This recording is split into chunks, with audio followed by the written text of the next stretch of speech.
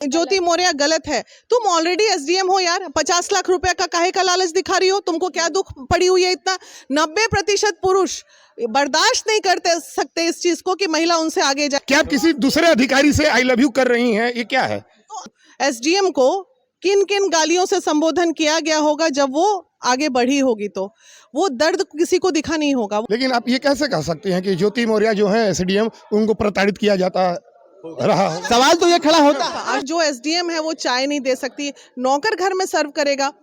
या तो बीबी को आईएएस आईपीएस बना लो, या तो फिर खाना में चूल्हा चौकी में छोड़ लो। बबुनी के लागल बा शहर के हवा औरी पढ़ावो, कहनी के गौवा में नौवा लिखावो औरी पढ़ावो। एक रेपिस्ट जब रेप करता है तो क्या पूरे देश के रेपिस्ट पे उंगली उठती है कि तुम रेपिस्ट हो? ऐसा नहीं होता। तो फिर ये सवाल करने वाले लोग कौन हैं? आप हैं, आप कर रहे हैं सवाल, कोई जवाब है? महिला विकास मंच इसमें क्या करेगी? जाएगी पति को क्लास लगाएगी कि भाई दुगो नौकर रख ले। एक जज का कोई रूटीन नहीं होता। वही हाल एसडीएम साहिबा का भी हुआ। वो दर्द हम महसूस कर सकते हैं।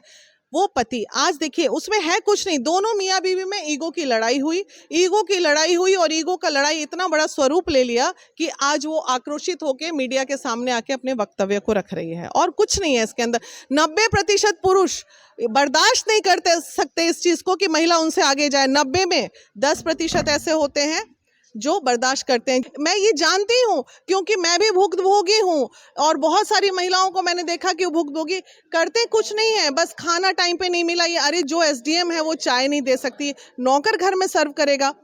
या तो बीबी को आईएएस आईपीएस बना लो, या तो फिर खाना में चूल्हा चौकी में छोड़ लो। तो लेकिन अभी एक केस और आया है जो मैं देखी हूँ, लड़की जज है लेकिन उसके बावजूद भी उसका पति इतना प्रताड़ित कर रहा है कि घर में खाने के लिए, अब बताइए, जज आ रही है हमारे पास कंप्लेन लेके कि मैडम बताइए, इसका कोई जवाब है? कोई जवाब है? महिला विकास मंच इसमें क्या करेगी? जाएगी पति को क्लास लगाएगी कि भाई दुगो नौकर रख ले। एक जज का कोई रूटीन नहीं होता। वही हाल एसडीएम साहिबा का भी हुआ। रही बात उनकी दोस्ती की, आपका अगला सवाल का जवाब मैं दे देती हूँ। दीदी एक मिनट, लेकिन आप ये कैसे कह सकते हैं कि ज्योति मौर्य जो है एसडीएम, उनको प्रताड़ित किया जाता रहा? सवाल तो ये खड़ा होता है क्योंकि एक पति, तो मुझे लग रहा है कि इसमें अगर प्रताड़ित परिवार करता तो वो फिर पढ़ाते नहीं। अगर मारपीट उसके साथ करते तो मुझे नहीं लग रहा कि इस पर वैसा पति उन्होंने एक स्टोरी बताया कि हमारी मुलाकात 2008 में होती है, और वो चूंकि वो उनके पूरा डिटेल्स दे रहा है, वो उनके मामा की साली थी। उसके बाद प्रेम प्रसंग होता है, तमाम हम साथ जब इतना झगड़ा लड़ाई प्रताड़ना जब होती है ना, तो वो चैट भी बढ़ता है। दीदी ना, क्या आप किसी दूसरे अधिकारी से आई लव यू कर रही हैं, ये क्या है? तो अब ये तब उसको तलाक दे दीजिए। महिला विकास मंच के सामने हमारा एक अहम सवाल होगा कि तमाम समाज में ये भी मुद्दे निकल करके आ रहे हैं कि महिलाएं अपने पति को झूठे केस में फंसा रही हैं। अगर किसी पति के साथ अनबन हो रहा है तो क्या कर रही हैं कि दहेज प्रताड़ना का केस करें, जैसे कि ज्योति मौर्य ने किया है। 50 लाख रुपया और एक फ्लैट के लिए अपने पति के ऊपर केस कर दिया है। गलत है। यहाँ ज्योति मौर्य गलत है। तुम ऑलरेडी एसडीएम हो यार, 50 लाख रुपए का काहे का लालच दिखा रही हो? तुमको क्या दुख पड़ी हुई है इतना? मान लो वो पति किसी भी विपरीत परिस्थिति में तुमको पढ़ा दिया, लिखा दिया, पैर पे खड़ा रहे, जाओ जियो अपनी जिंदगी, आगे बढ़ो। मतलब किस चीज का लोभ पड़ा है तुमको यहाँ? वो गलत है, बहुत गलत है। इस पे हम साथ नहीं देंगे उसका। चलिए, बाकी वीडियो के अंत में हम थोड़ा आपसे भी राय जानना चाहेंगे। आप नहीं कुछ बोलिएगा, क्या कहेंगी ज्योति मौर्य के? नहीं, बोलिए। ज्योति मौर्य के बारे में मैं क्या कहूंगी यही कि एक बच्ची के, एक महिला के चलते पूरी महिलाओं के कामयाबी पर पाबंदी लगने वाली है। और आप देख ही रहे हैं कि अभी 136 महिलाओं को प्रयागराज से वापस बुला लिया गया।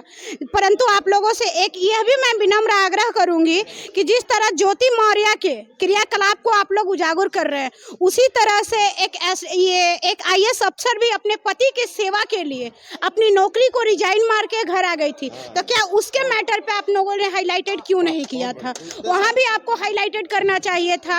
और ये नहीं कहा जा सकता है कब कौन पति, मतलब कौन कब किसके मेंटलिटी बदल सकती है। हो सकता है आज मैं यहाँ पर बात कर रही हूँ, मैं एक नॉर्मल परिवार से हूँ, एक किसान परिवार से। आज हमारे हस्बैंड भी हमको पीएचडी करा रहे हैं। हो सकता है भविष्य में मैं भी लेक्चरशिप अटेंड कर लूँ, या हमारे उनके बीच ये कब किसके साथ क्या हो जाएगा ये कोई नहीं जानता है।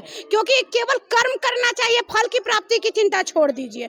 हो सकता है ज्योति मौर्य को लग रहा होगा कि अब 4th ग्रेड का हस्बैंड हमारा अब हमारे काबिल नहीं है, वो किसी और के तरफ चल गई। तो ये नहीं है कि उसका दिमाग जैसा है वैसा ही समाज के हर एक महिलाओं महिलाओं का दिमाग होता है। हमारा समाज है वो महिलाओं के हाथ में सिर्फ बेलन देखना पसंद करता है, मैंने बेलना। आप रोटी बनाइए, 2 वक्त की रोटी पकाइए और हमें खिलाइए। क्या अगर किसी महिला के हाथ में कलम अगर कोई महिला उठा लेती है, अपने हाथ में तलवार उठा लेती है, पहले की बात, आप पहले की बात बता रहे हैं। आज ये तभी तो आज ज्योति मौर्य पूरे देश में चैलेंज कर रही है। नहीं, ये बात नहीं है सर। आज देश में सबसे बड़ा एग्जाम होता है यूपीएससी, आपको जानकारी हो। जिस धरती पे आप खड़े हैं, पूरे देश में यूपीएससी में सेकंड जो टॉप की है गरिमा इसी जिले की है, और 10 में 6 लड़कियां हैं।